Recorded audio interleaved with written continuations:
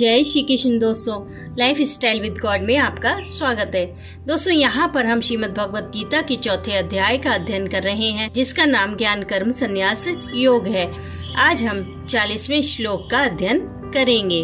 भगवान ने श्रद्धावान को ज्ञान की प्राप्ति और उस ज्ञान से परम शांति की प्राप्ति बतलाया। अब भगवान श्रद्धा और विवेकहीन संशयात्मा की निंदा करते हैं।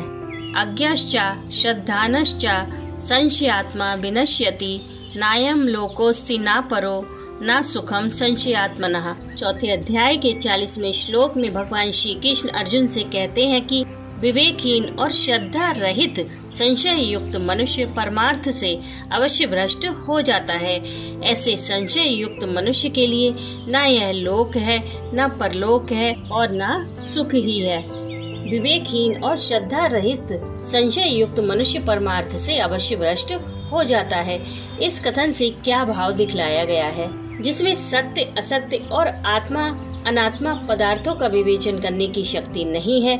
इस कारण जो कर्तव्य अकर्तव्य आदि का निर्णय नहीं कर सकता, ऐसे विवेक ज्ञान रहित मनुष्यों का वाचक यहाँ अज्ञा पद है, जिसकी ईश्वर और परलोक में उसकी प्राप्ति के उपाय बतलाने वाले शास्त्रों में, महापुरुषों में और उनके द्वारा बतलाए हुए साधनों में एवं उनके फल में श्रद्धा नहीं है, उसका वाचक यहाँ अश्रद्धानः पद है तथा ईश्वर और परलोक के विषय में या अन्य किसी भी विषय में जो कुछ भी निश्चय नहीं कर सकता, प्रत्येक विषय में संशय युक्त रहता है, उसका वाचक यहाँ संशयात्मा पद है।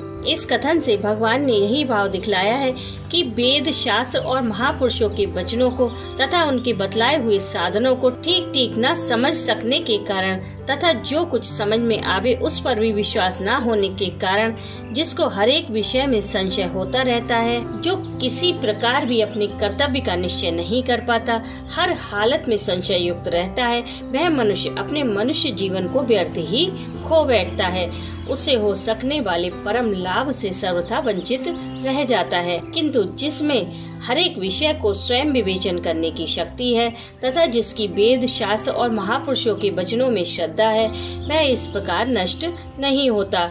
वह उनकी सहायता से अर्जुन की भांति अपने संशय का सर्वथा नाश करके कर्तव्य परायण हो सकता है और कृत्य होकर मनुष्य जन्म को सफल बना सकता है।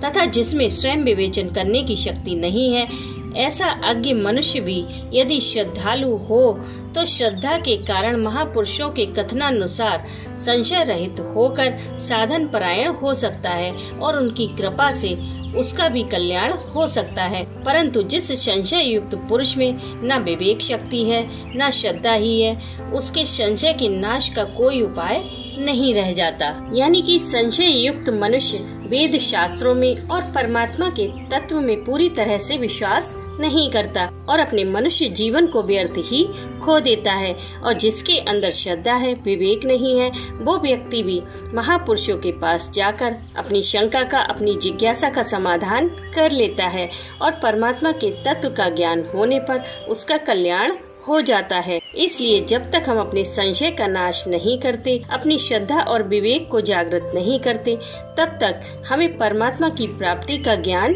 नहीं हो सकता। संशय युक्त मनुष्य के लिए न यह लोक है, न परलोक है और न सुख ही है। इस कथन से भगवान ने यह भाव दिखलाया है कि संशय युक्त मनुष्य केवल परमार्थ से भ्रष्ट हो जाता है, इतनी ही बात नहीं है। जब तक मनुष्य में संशय विद्यमान रहता है, जब तक वह उसका नाश नहीं कर लेता, तब तक ना तो इस लोक में यानी मनुष्य शरीर में रहते हुए धन ऐश्वर्य और यश की प्राप्ति कर सकता है और न परलोक में यानी कि मरने के बाद भी स्वर्ग की प्राप्ति नहीं कर सकता और न किसी प्रकार के सांसारिक सुखों का ही भोग कर सकता है। क्योंकि जब तक मनुष्य किसी भी विषय में संशय युक्त रहता है, कोई निश्चय नहीं कर लेता, तब तक वह उस विषय में सफलता प्राप्त नहीं कर सकता। अतः मनुष्य को श्रद्धा और विवेक द्वारा इस संशय का अवश्य ही नाश कर डालना चाहिए। राधे राधे।